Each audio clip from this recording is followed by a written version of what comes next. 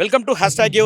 So ఈ రోజు ప్రపంచ మత్స్యకారుల దినోత్సవ సందర్భంగా ఇక్కడ ఏదైతే స్టాల్స్ ఏర్పాటు చేయడం జరిగింది. సో దీనికి సంబంధించి ఏదైతే ఖైరతాబాద్ కార్పొరేటర్ విజయారెడ్డి మనతో పాటు ఉన్నారు. సో మనం అడిగి తెలుసుకుందాం. మేడం, ముఖ్యంగా మీరు ప్రపంచ మత్స్యకారులకు సంబంధించి ఏం చెప్తారు? ముఖ్యంగా చేప ఎందుకు తినాలంటే కూడా ఎందుకు ఏం చెప్తారు మీరు? ముందుగా మత్స్యకార దినోత్సవ శుభాకాంక్షలు అందరికీ కూడా. చేప ఎంతో ఆరోగ్యకరమని అందరు డాక్టర్లు చెప్తున్నా కానీ అది మామూలు వాళ్ళకి అందని ద్రాక్ష లెక్కనే అవుతుంది. కానీ తెలంగాణలో చేపలు అలవాటు కావాలని ఇలాంటి స్టాల్స్ పెట్టడం ఫిషరీ డిపార్ట్మెంట్ నుంచి ముందుగా ఉన్నా కానీ ఇక్కడ మంచి చేపలు పట్టుకునే సౌకర్యాలు కానీ అవి కానీ మన దగ్గర లేవు. అందరికి కూడా తెలుసు. చేప తినాలంటే కూడా భయం అవుతుంది, ఏ నీళ్ళలో నుంచి వస్తుందో. లాస్ట్ టైం మేము ఫిషరీ డేకి వచ్చినప్పుడు కూడా అదే చెప్పాము. చేపలు పెంపొందు, చేపల ఆరోగ్యకర పోషకాహారాలు చెప్పడం కన్నా వాటిని పెంచే ఎన్విరాన్మెంట్ క్రియేట్ చేయాలని అప్పుడు గవర్నమెంట్ని అడిగాము.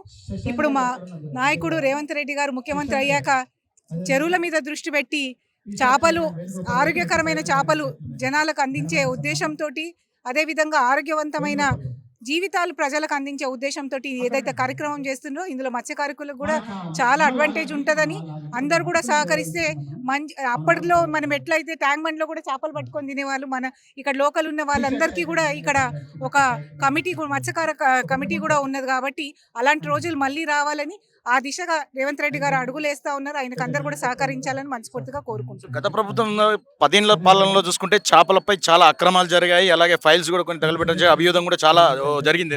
సో ఇప్పుడు మీరు అలాంటి దానికి సంబంధించి చర్యలు ఎలాంటి తీసుకుంటున్నారు మత్స్యకారుల కోసం? అప్పట్లో మనం చూసాము, రాజకీయంగా లబ్ధి పొందడానికి చేశారు. ఏవి చేసినా కానీ చైర్మన్ని నియామకాలు కానీ ఎన్నో చూసాము. అప్పుడు ఎంతో బాధపడినా కానీ మత్స్యకారులు ఎవరు కూడా నోరు విప్పి మాట్లాడే పరిస్థితి లేదు. ఇప్పుడు వచ్చిన ప్రభుత్వంలో డెఫినెట్గా అన్ని వర్గాలకు కూడా ఒక రిప్రజెంటేషన్ ఉండేటట్టు వాళ్ళని ఎంకరేజ్ చేస్తూ ఏదైతే ప్రోగ్రామ్ చేస్తున్నారో కాంగ్రెస్ ప్రభుత్వం రేవంత్ రెడ్డి గారి నాయకత్వంలో అందరికీ న్యాయం జరుగుతుంది అనుకుంటున్నాము. రాబోయే రోజుల్లో ఇంకొంచెం ఇక్కడ కొన్ని సూచనలు చెప్తున్నారు. మహిళల తరఫున ఇక్కడ స్టాల్స్ పెట్టడం జరిగింది. ఇక్కడికి వచ్చాక వాళ్ళతో మాట్లాడినాక కొన్ని సూచనలు చెప్తా ఉన్నారు.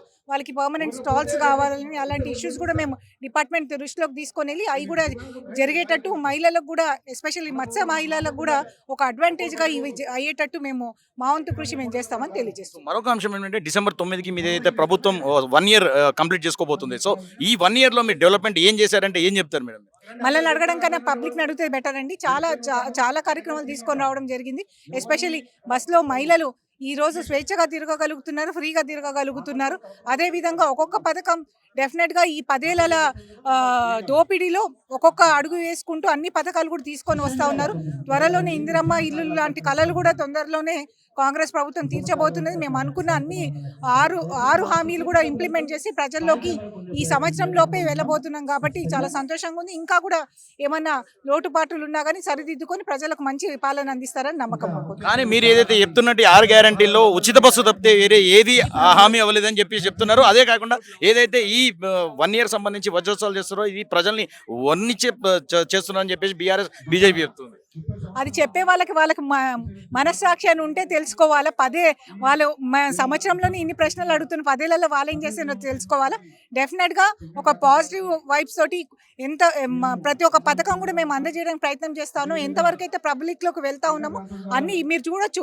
వాళ్ళకి అంగుల ఆర్భాటాలకు పోతలేము. ఇప్పటికి కూడా చాలా మా కాన్స్టిట్యున్సీలోనే 22,000 మందికి గ్యాస్ సబ్సిడీ పడతా ఉంది అకౌంట్లలో. వాళ్ళ లెక్క మేము బ్యానర్లు వేసుకోనో లేకపోతే దాన్ని హంగామా చేసుకోను కాదు, సైలెంట్గా ప్రజలకు వాళ్ళ పథకాలు అందే దాని మీద మా దృష్టి ఉన్నది. ఎంతో మంది కూడా ఉచిత కరెంట్ అందుతా ఉంది, అందటం లేదనేది కాదు. కానీ దాన్ని ఇంకా మెరుగుపరచుకోవడానికి ఫస్ట్ ఈ సర్వే ఏదైతే అవుతుందో దాన్ని మాకు రాహుల్ గాంధీ గారు చెప్పినట్టు ఈ సెన్సస్ అయిపోతే అందరికీ కూడా ఎవరికి ఏ భాగస్వామ్యం కావాలో వాళ్ళ లెక్కన ప్లాన్ చేసుకొని వెళ్తాం. ఈ పథకాలు కూడా చేయడానికి అది సర్వేలు అవన్నీ మాకు హెల్ప్ అవుతుందని మేము నమ్ముతా ఉన్నాం. ఆ దిశగా అడుగులేస్తూ ఉన్నది.